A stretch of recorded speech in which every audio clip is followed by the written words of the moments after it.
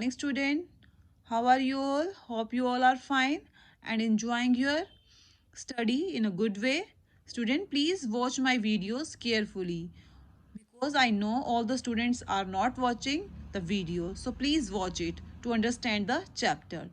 As you all know, in the previous class, we have started the chapter number 16, how the United Nations works, and today we will read about some agencies of the United Nations. Okay. Now, first agency is the United Nations International Children's Emergency Fund, that is UNICEF. This is the full form of the UNICEF. Please read it carefully. It will come in your back exercise. Okay. The main function of this organization is, संगठन का मुख्य कार्य क्या है? To improve the condition of the children of the world, संसार के बच्चों के कंडीशन में सुधार लाना है.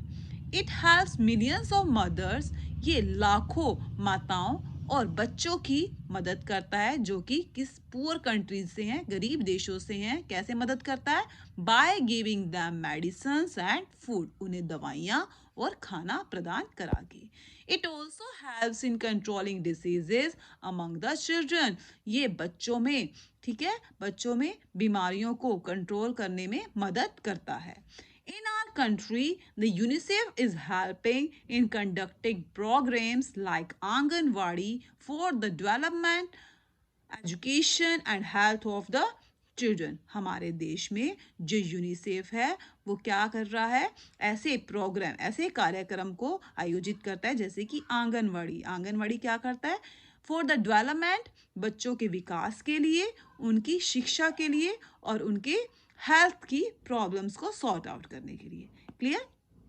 Have you seen the UNICEF greeting cards, diaries and calendar? क्या आपने यूनिसेफ की ग्रीटिंग कार्ड, डायरीज, कैलेंडर कभी देखे हैं? These are sold to raise money for the fund. ये बेचे जाते हैं ताकि ये जो यूनिसेफ में है यहाँ पर फंड जो है, मनी जो है आए और वो इंक्रीज हो, ठीक है, ताकि इन लोगों की सहायता की जा सके. Poor countries have greatly benefited from the UNICEF greeting card. जो गरीब देश हैं उन्हें यूनिसेफ की ग्रीटिंग कार्ड से बहुत ज़्यादा लाभ हो रहा है, ठीक है. Now, second, the World Health Organization means WHO. This is the second full form, the World Health Organization.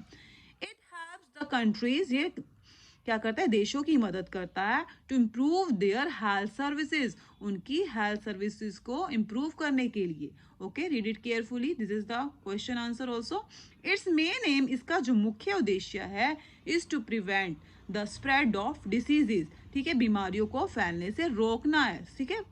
It has its headquarter in Geneva, Switzerland. इसका हेडक्वार्टर कहाँ पर है? जिनीवा में, स्विट्जरलैंड के अंदर. Health for all is the goal of the WHO.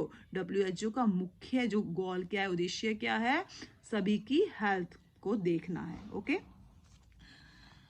WHO organizes campaign diseases like malaria and tuberculosis. जो WHO है वो ऐसे ऐसे अभियान चलाए हैं उसने, ठीक है, मलेरिया, ट्यूबरकुलोसिस, ठीक है, इन्होंने किए हैं, ऐसे अभियान चलाए हैं इन डिसीजेस को रोकने के लिए. It has to control diseases, ये ऐसी बीमारियों को कंट्रोल में करता है that can not be totally wiped out, जिन्हें पूरी तरह से मिटाया नहीं जा सकता. diseases like smallpox from the earth. इसने बहुत ज़्यादा काम किया है, ठीक है, पूरी तरह से विनाश करने के लिए. कैसे बीमारियों का? जैसे कि स्मॉल पॉक्स को अर्थ से मिटाने के लिए इसने काफ़ी ओके. किसने? WHO का मेन क्या है मोटिव? वर्ल्ड से, पूरे संसार से क्या है? खत्म करना है, बीमारियों को खत्म करना है. ऐसी बीमारियां जो लगातार फैलती जा रही हैं, जैसे कि अब कोरोना आया है, ठीक है, तो WHO में काफ़ी रिसर्चेस हो रही हैं ना. Okay. Now see the United Nations Educational, Social and Cultural Organisation means UNESCO. This is the full form of UNESCO. It has its headquarters in Paris. इसका हेडक्वार्टर कहाँ पे है? पेरिस में है. The main aim of the UNESCO का main उद्देश्य क्या है? टू स्प्रेड नॉलेज, ठीक है, ज्ञान को फैलाना है, सो दैट पीपल में लिव इन बेटर कंडीशन, ताकि जो लोग हैं एक अच्छी कंडीशन में रह सके, जी सके अपनी जिंदगी। It has help to improve and expand the adult and women's education, इसका ये मदद करता है स्त्री शिक्षा और जो बुजुर्गों की शिक्षा को बढ़ाने में और उसका प्रसार करने में। It also tries to promote scientific education, ये वैज्ञानिक शिक्षा को भी बढ़ावा देता है। कैसे देशों में? जो बैकवर्ड देश हैं, जो निचले देश हैं, ठीक है, जो ज़्यादा डेवलपमेंट जिनमें नहीं हुआ है।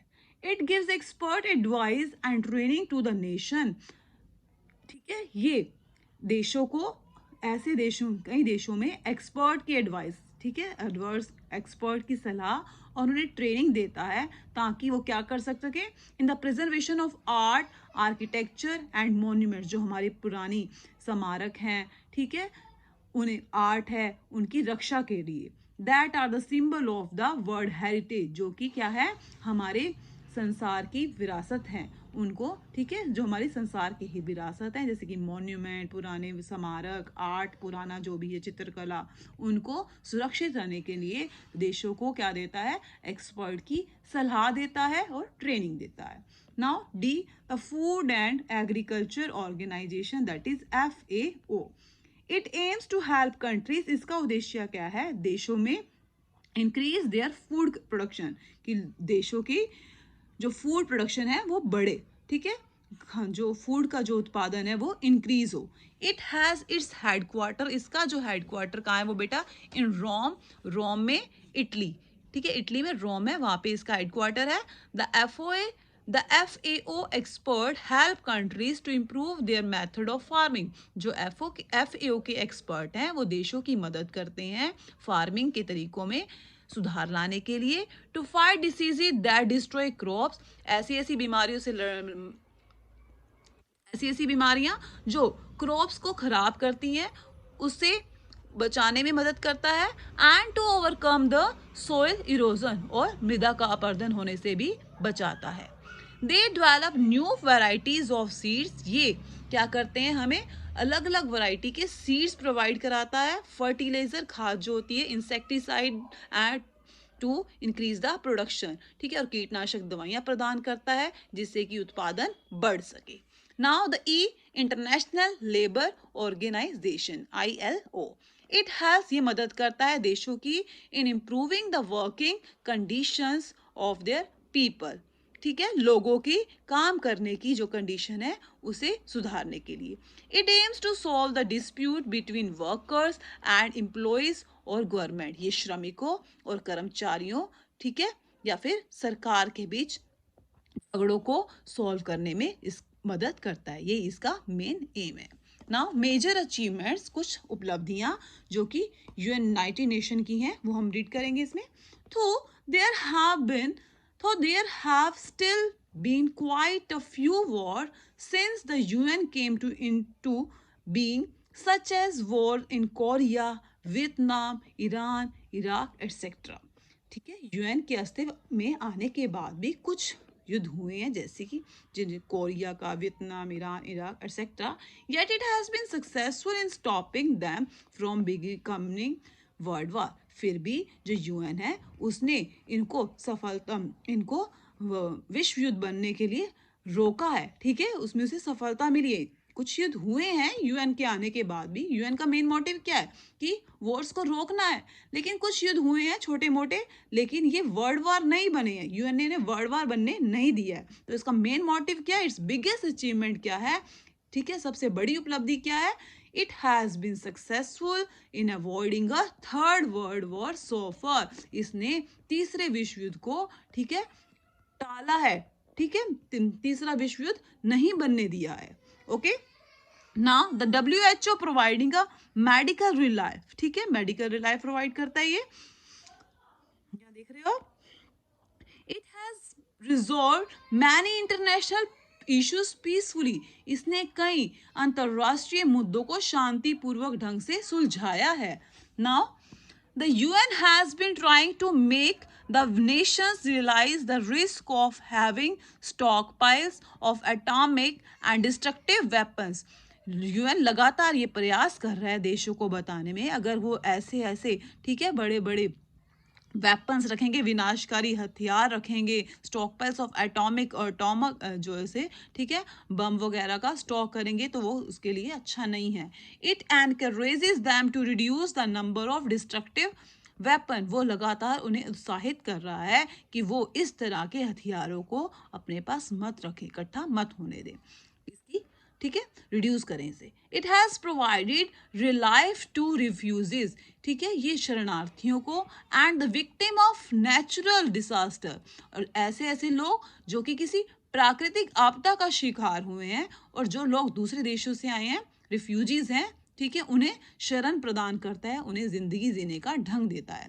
With the help of its various agencies, अपने कई इन एजेंसियों की मदद से the UN has been cooperating with countries. UN क्या कर रहा है, देशों के साथ सहयोग कर रहा है कि इसको ख़त्म करने में, अज्ञानता को, साक्षरता ठीक है साक्षरता, डिसीजेज, बीमारियों को एंड गरीबी को आने का ख़त्म कर रहा है. ठीक है, जो हमारे देश में अनपढ़ लोग हैं, बीमारियां हैं, गरीबी है, अज्ञानता है, वो ख़त्म करने का प्रयास करता रहा है.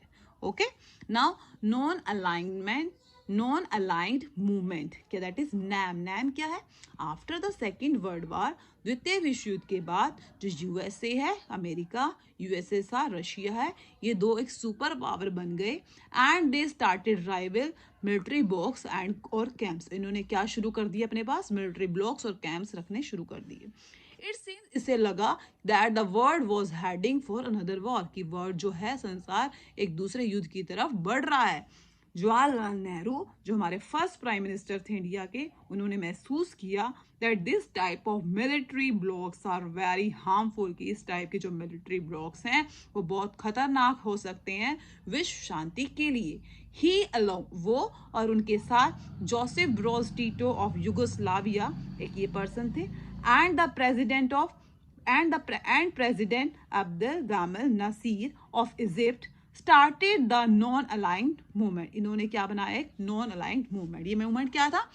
The aim of this movement, इस आंदोलन का उद्देश्य था, was to make the developing country realize, विकसित देशों को यह एहसास कराना था that they should remain neutral and should not join military blocks, कि वो military blocks को join ना करें, उससे दूर रहें.